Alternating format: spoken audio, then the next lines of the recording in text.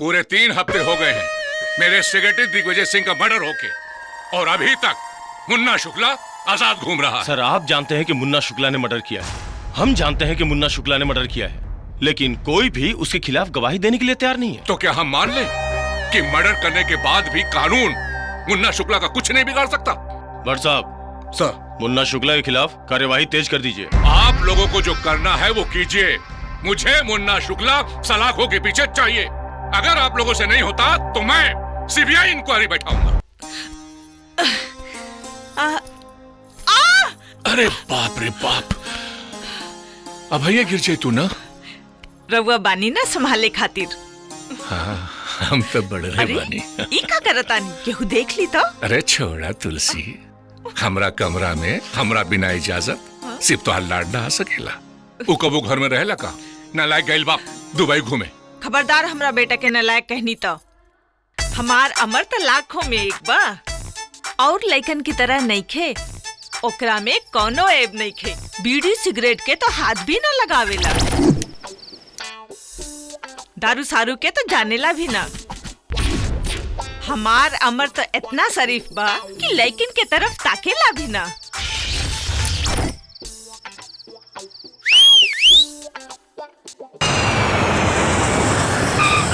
वरेण्यं भर्गो देवस्य धीमहि धियो यो न प्रचोदयात्। अरे का बात है इंस्पेक्टर, आज सवेरे सवेरे हमरा घरे? पहले रहुआ पूजा कर ली, फिर बताओ तनी। ये पूजा पाठ तो हमार रोज के काम बा, तू बोला। अरे वो रघुवीर सिंह के बहुत प्रेशर आता। अरे कौना बात के प्रेशर? हाँ, अरे वो है दिग्विजय सिंह के मर्डर के।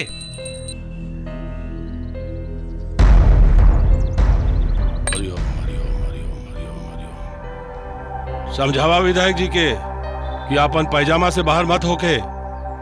अरे ऐसा मर्डर तो हम सैकड़ों कैले बानी, तू केकर केकर प्रेशर लेबा? हाँ, बरियार आदमी के काबू में करे खातिर ओकर कोनो न कोनो कमजोर नस दबाव के पड़ेला मुन्ना बाबू। एकर कोनो कमजोरी नहीं है। अब आइले ना तू असली मुद्दा के बात पर। ए दुनिया में ऐसा केहू नहीं खे जेकर कोनो कमजोरी ना होगी। पता लगावा रघुवीर सिंह के का कमजोरी बा। ए बाबू, कुछ खाइला दे दा ना।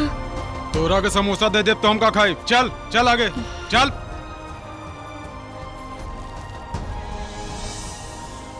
ए बाबू, बड़ी भूख लागल बा। जलेबी खाइबू? हाँ। समोसा खाइबू? हाँ खाई। अरे छोड़ा यार, जलेबी खाइबू? हाँ। खाबू? हाँ। हाँ? ला, आवा आवा।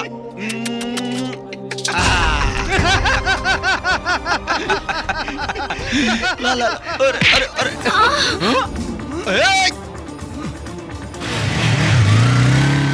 ये तू कहाँ से आ गए रे? बिन बाप क्या हो रहा है?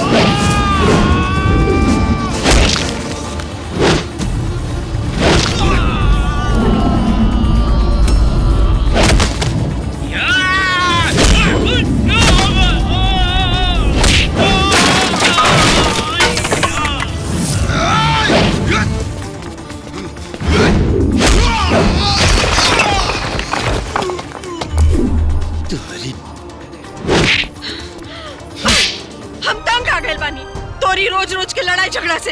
अरे तंग तो हम हो गए बानी माई, रोज रोज कई ताना सुन के कि तो हर बाप के हा, तो हर बाप के हा।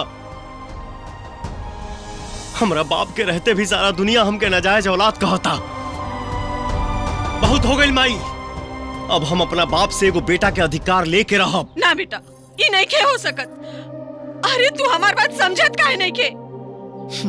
ना माई, भैया ठीक कहा तारे। बेटा तू लोगन की तो पता बा, हम तोहरा दादाजी के वचन देले बानी कि तोहरा बाबूजी के ही रिश्ता ये दुनिया से छिपा के रखा। हम कुछ नहीं जानत। अब हमें भूल भुलैया में ना रहब। तू बता दे बाबूजी से कि हमनी के भी वही शहर में रहब जा जहां हमार बाप रहेले, वैशाली में।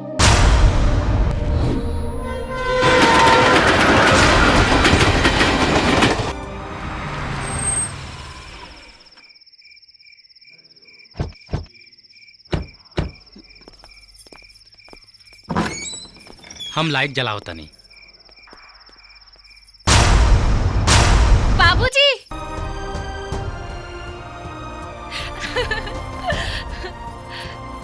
बाबूजी। आवा बेटी, खुश रहा।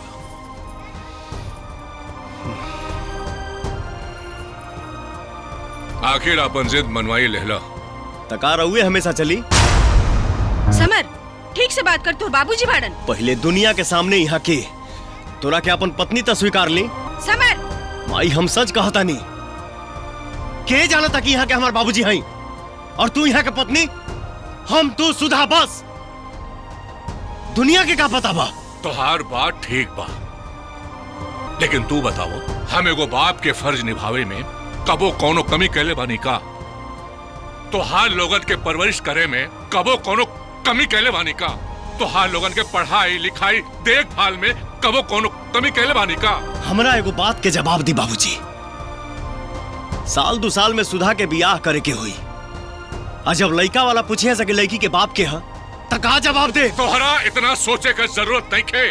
ये सब सोचे खातिर अभी तोहार बाप जिंदा बाड़े। यही से तो सबके लेके आइल बानी। अब संभाली। भैया भैया। तू लोग ऐजा आता गैला लो, लेकिन हमरा एक बात के डर सतावता। कैसन डर जी? अरे समर भी गरम मिजाज के बाप और अमर भी। हमरा तो डर लगता कि कहीं दोनों भाई आपस में लड़ ना जाए। रउआ बेकार में चिंता करतानी। अरे वो दोनों जब एक दूसरा के पहचानबे ना करेले तो कैसे लड़ाई करी है? देखा गायत्री, हम घर में सारा व्यवस्था कर देले बानी। अलमारी में पैसा रखल बा। अब हम घर जाता नहीं। ए जी तनी टाइम रुक जाई ना, हम खाना बना देता नहीं, खा के जाएं। ना ना ना गायत्री, हम घर जाके खा ले।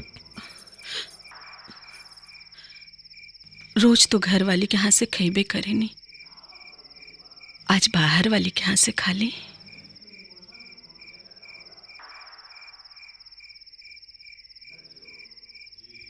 ठीक बा, बनाओ। रहुआ बैठी, हम खाना बनावा तनी। जल्दी कर। हाँ।